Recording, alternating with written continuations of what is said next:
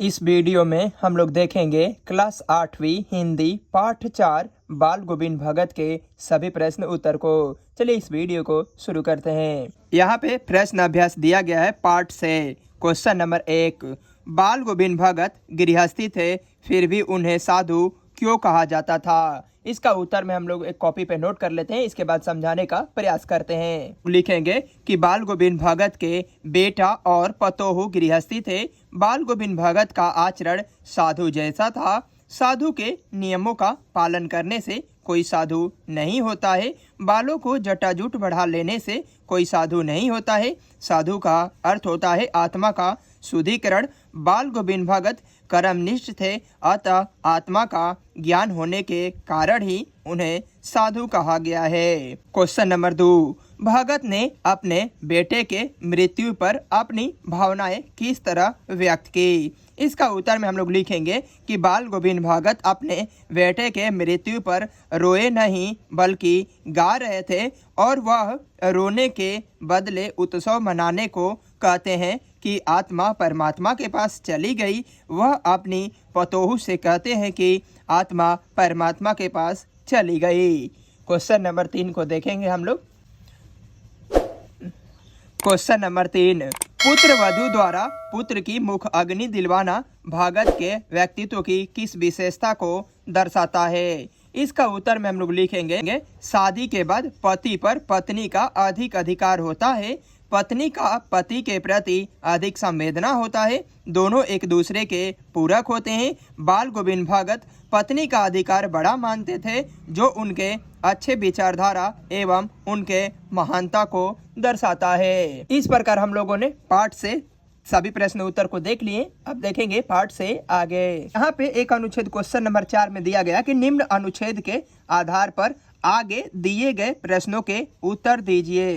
Question number क में दिया गया है कि बाल गोविंद भगत ने पतोहू से बेटे को आग क्यों दिलवाई? इसका उत्तर में हम लोग लिखेंगे कि बेटे के क्रियाक्रम में तुल नहीं किया। यहाँ से लेकर यहाँ तक भर देंगे।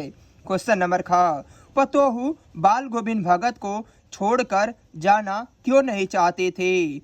इसका उत्तर में यहाँ पे लिखेंगे कि मैं चली जाऊंगी तो बुढ़ापे में कौन आपके लिए भोजन बनाएगा? बीमार पड़े तो कौन चुल्लू भर पानी देगा? यहाँ से लेकर मैं चली जाऊंगी, यहाँ से लेकर यहाँ तक भर लेंगे।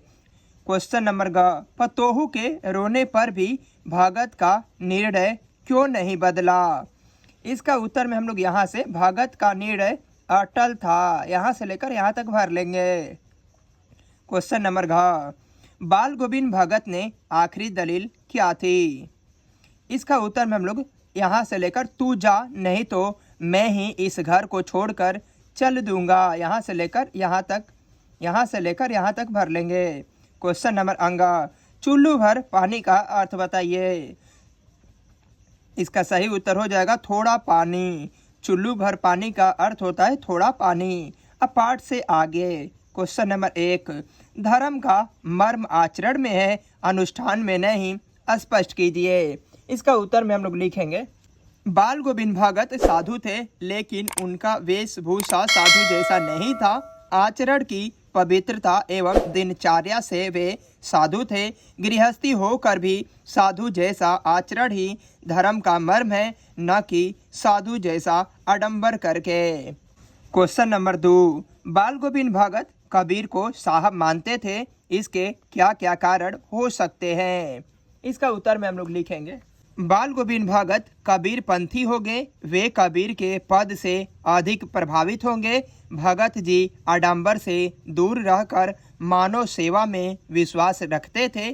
कबीर के आदर्श को बाल गोविंद भगत मानते होंगे, इसीलिए वे कबीर को ही अपना साहब मानते थे। क्वेश्चन नंबर 3, बाल गोविंद भगत ने अपने पुत्र के मृत्यु पर भी शोक प्रकट नहीं किया। उनके इस व्यवहार पर अपनी तर्कपूर्ण प्रतिक्रिया व्यक्त कीजिए। लिखेंगे कि बाल गोविंद भगत अपने पुत्र के मृत्यु पर शोक प्रकट नहीं किए। उनका यह व्यवहार हमारे विचार से सत्य था। मृत्यु प्राणी को जन्म प्रदान करता है, फिर मृत्यु से शारीरिक कष्ट भी दूर होता है, अतः मृत्यु पर शोक करना अज्ञानता ही तो है। क्या मृत व्यक्ति के प्रति हजारों वर्ष तक शोक किया जाए तो वह लौट सकता है? कदापि नहीं। क्वेश्चन नंबर 4 को देखेंगे हम लोग। अपने गांव जवार में उपस्थित किसी साधु का रेखा चित्र अपने शब्दों में प्रस्तुत करें।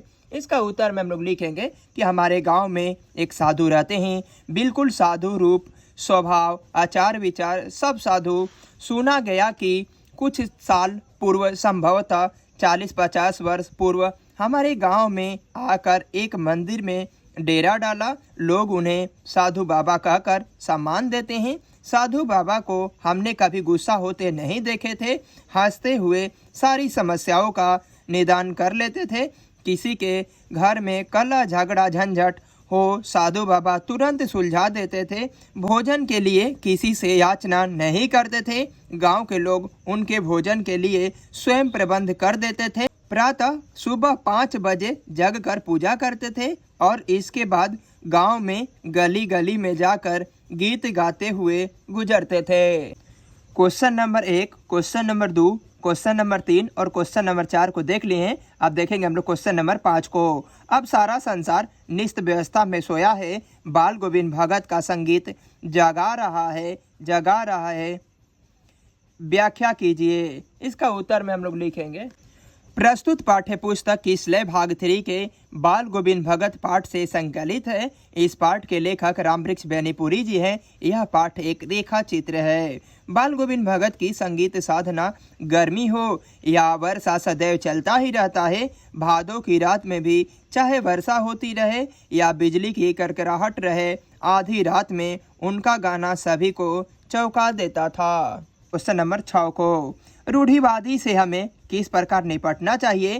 किसी एक रूढ़िवादी परंपरा का उल्लेख करते हुए बताइए कि आप उससे किस प्रकार निपटेंगे।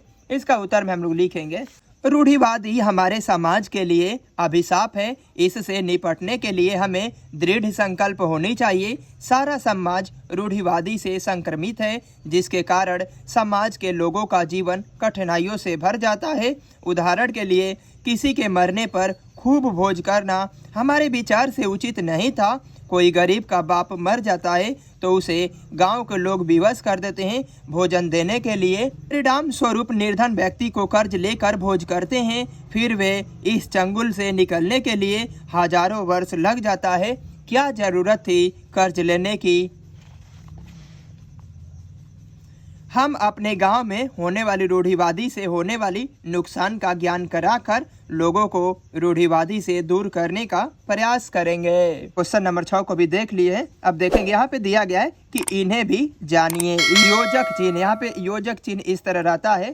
क में दिया गया है कि माता पिता, लड़का लड़की, भाई बहन, जिन पदों के दोनों खंड प्रधान हो वहाँ योजक चिन्ह लगाया जाता है। योजक चिन्ह का प्रयोग दिया गया यहाँ पे। ख में बताया गया कि ऊपर नीचे, छोटा बड़ा, पाप पुण्य, दो विपरीतार्थक शब्दों के बीच भी योजक चिन्ह लगाया जाता है। ग में दिया गया कि उल्टा पुल्टा, अनाप शनाप, रोटी वोटी, जब दो शब्दों में से एक शब्द सार्थक और दूसरा शब्द निरार्थक, इसके उल्टा हो तो वहाँ भी योजक चिन्ह का प्रयोग किया जाता है।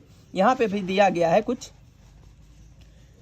उद्धरण चिन्ह का प्रयोग इस तरह होता है। उद्धरण चिन्ह ये खुद से कर लेना है। और यहाँ पर भी दिया गया है रेखा चित्र। रेखा चित्र इस प्रकार का होता है, इसे भी खुद से कर लेना है। और यहाँ पर व्याकरण का क्वेश्चन कुछ दिया गया, इसे भी कर लेते हैं। इस पाठ में प्रयुक्त वैसे शब्दों का चयन कीजिए जो योजक चिन्ह से जुड़े हो एवं उनका वाक्यों में प्रयोग कीजिए। इसका उत्तर में हम लोग लिखेंगे, यहाँ पे देखिए दिया गया है योजक चिन्ह सभी में दिया गया है। ऐसे ऐसे शब्दों को छाट कर लिखना था। यहाँ पे 1 नंबर में लिखे हैं साफ सुथरा, मकान को साफ सुथरा रखना चाहिए। वाक्य भी बनाना था। 2 में लिख दिए हैं 2 टूक, वह हमेशा 2 टूक बात करता है।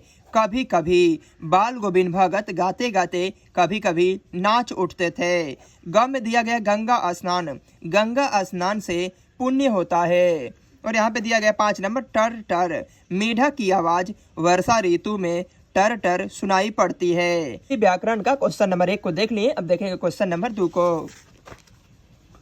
क्वेश्चन नंबर 2, इस पाठ में आए क्रिया विशेषण छाट कर लिखिए। इसका उत्तर में हम लोग लिखेंगे 2 टूक बात करना, चहक उठना, खाम खा झगड़ा, धीरे धीरे स्वर, गंगा स्नान। इस प्रकार हम लोगों ने इस वीडियो में हिंदी व्याकरण का भी क्वेश्चन को देख लिए। मिलते हैं नेक्स्ट वीडियो में पाठ 5 हुंड्रू का जलप्रपात के सभी प्रश्न उत्तर के साथ में।